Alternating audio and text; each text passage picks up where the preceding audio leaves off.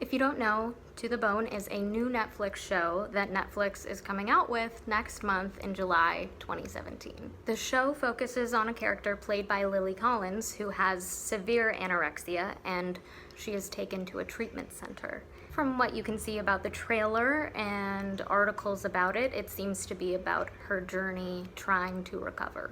There has been a lot of talk about this on the internet for the past couple of days, and I'm here to add to it. And I'm here to add to it as someone who has been open on the internet before about having eating disorders and dealing with that for over a decade.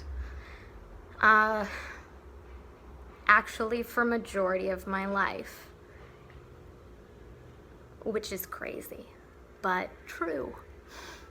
So I will be speaking from that perspective. That does not mean that I speak for all people that have had eating disorders, obviously. It just means that this is one person's perspective, a person who has dealt with these issues, and it's close to my heart. A lot of people have been voicing issues about the series just from the trailer, and most of the time I'd like to wait and see the show before I start talking about it, because I can't vouch for it yet. I haven't seen it, but I want to address a few things that people have brought up. The first valid concern, and all of these are valid concerns, but the first one is that people are afraid that it will glamorize anorexia or an eating disorder in general.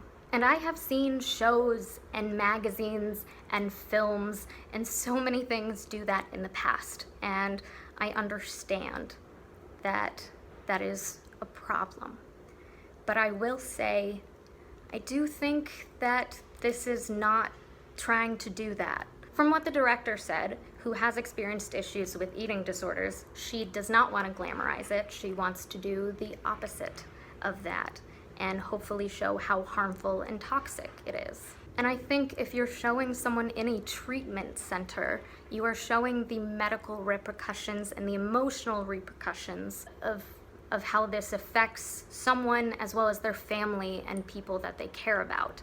And that's really important stuff. That is stuff I have not often seen depicted in the media. It is true, some people have taken these unhealthy looking pictures of Lily Collins and seen how skinny she is and put it on Thinspiration tumblers and forums that encourage girls and men and people of all genders to have eating disorders. That is disgusting and awful, but unfortunately I do not think that is avoidable.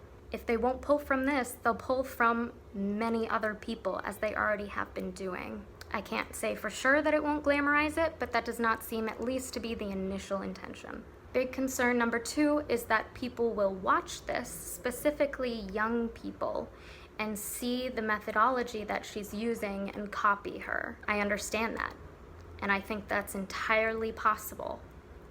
But I also know that the way I started having an eating disorder was when I was in 6th grade, and a friend talked to me about crash dieting.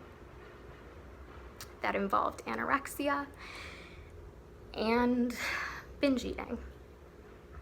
Later, bulimia came into play, thanks to the internet. It wasn't a TV show, it was not some film. I just Googled it. There are so many sources for people who want to do terrible things to themselves on the internet. I'd like to get them all shut down, but that's probably not going to happen. It's hard, but I think that part is inevitable if you really want to talk about the reality of having an eating disorder. And I do think some people will take it the wrong way. I do not think you can avoid that, but I also know that some people will continue watching and see how harmful and toxic this thing is, this disorder of the mind that completely warps your view of yourself and the rest of the world. I am absolutely approaching this show with caution. I'm not sure I'll be able to view it, depending on how intense it is. But I sincerely hope that other people who don't deal with this issue will be able to see it and understand the harm and the pain and the struggle that comes alongside this. Because most of the time when I see eating disorders depicted in films and television, it's for a cheap joke. It's trivializing the pain and the hurt into a little one-liner or a kooky side character. I'm not sure you can cover the gritty side, the difficult side, the harmful side without showing some of it. I think it has the potential to do some harm.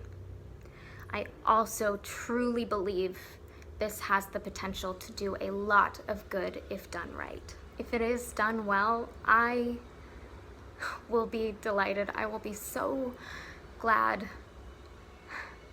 and I will be jealous that I did not have access to this kind of honest story when I was younger.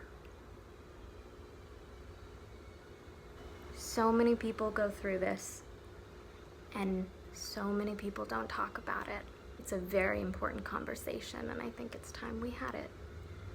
From what I've been reading, they are going to add title cards to the beginning of the show so that people will understand the content and hopefully not be triggered by it. And when I say triggered, I do not mean offended or overreacting. I mean experiencing something that is incredibly upsetting that can cause you to go into a panic attack or relapse into really harmful behavior. Lots of articles are using this word, and they are using it correctly. That's what that word means. It means when you don't have control over this thing affecting you in a really horrible way. It just does. It brings you back to something awful.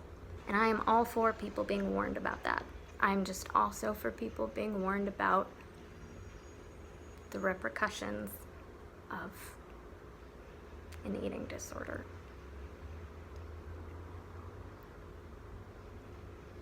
I wish I could talk about it more. I might. But I won't have the reach that this Netflix show does. And so here's hoping it's done well.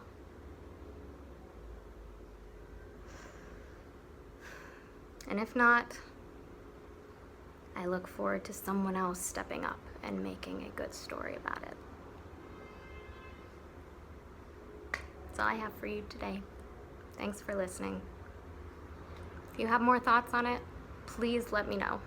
Like I said, this is just me.